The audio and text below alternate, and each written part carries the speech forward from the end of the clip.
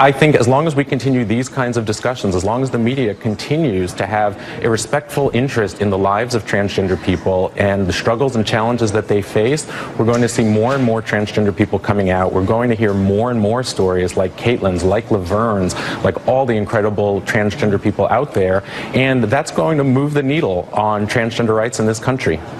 You know, Michael, I mean, I think all of us, and I include myself probably at the top of the list, are learning every day. We're learning about life every day and about our fellow human beings every day and about things we do or say that we don't even know may hurt other people. And I think it's important to step back and think about what we say and how we act and how it could have an impact on everybody.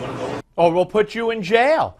Welcome to Give Me Five, ladies and gentlemen. This is all this Bruce Jenner stuff, which is really, to me, way, way ridiculous. Look, ESPN has given Bruce Jenner an award. What, at their big ESPY thing. Why do you think they're doing that? Because all of a sudden they discovered Bruce Jenner deserves an award? Or they think that everybody in the world's going to tune in to watch? Give me a break. I mean, come on, really. And it all goes back to what Mike Huckabee said yesterday. You want your 8-year-old daughter in the bathroom when a guy walks in because he thinks he's a woman? That's allowable in many states. That's where we're headed. Isn't that so wonderful, really? That your 8-year-old could be a man could walk into the bathroom while she's in there because he thinks he feels like a woman. Isn't that just wonderful? How far we've come. Here's more. We looked for studies to find some percentage of people who did change their mind like you did. We found a recent Swedish study. It found only 2.2% of transgendered male and females suffered from sex change regret, but that doesn't make your experience any less important. So tell me what happened in your life. All right, I am shocked that Carol Costello had Walter Heyer on, a man who changed sexes and then changed back because he was sorry he changed. Maybe Bruce Jenner will do the same thing. More.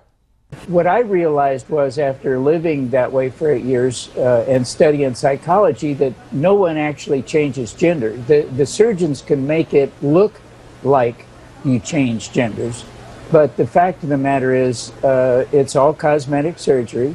There's really no actual gender change. Wow.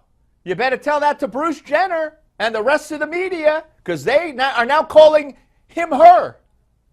But this guy who went through it and back says there is no gender change. I'll take his word over the media. How's that? Oh, I guess I'm a homophobe or a transgenderphobe or whatever you're going to label me. More. Of course, Caitlyn Jenner probably would not agree with you because she is feeling free. Is it because times are different now than when you went through the change? Are people more accepting, and perhaps Caitlyn Jenner's experience will be better than yours was? I don't think the times have changed all that much. I do think that when we look at regret, one of the things that we don't talk about much is the fact that 41% of transgenders will attempt suicide, and those 41% should actually be included in the ones who regret changing genders. People who are happy about what they do won't attempt suicide.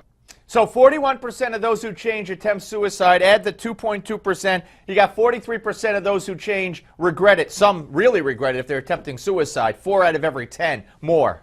I will say that for all the support that Caitlyn Jenner is finding today, there's still a lot of people who don't support her choice, right? Eric Erickson, he said, when a 65-year-old former Olympian tells you that he has decided after all these years that he is a she and his new name is going to be one fashionable among 17-year-old girls and his own son's girlfriend, your first reaction should be not to congratulate the man on finally finding his authentic self, but steering him into therapy. So I would suppose when you hear things like that and you're going through this difficult time, that can really hurt, and it can cause you to be in severe pain. Wrong. I don't think things that people say really had any effect on me, and people said some pretty horrible things, and people still say horrible things about me because I went back. Right. So he's getting picked on because he went back. How dare you go back to what you really were? We're coming back.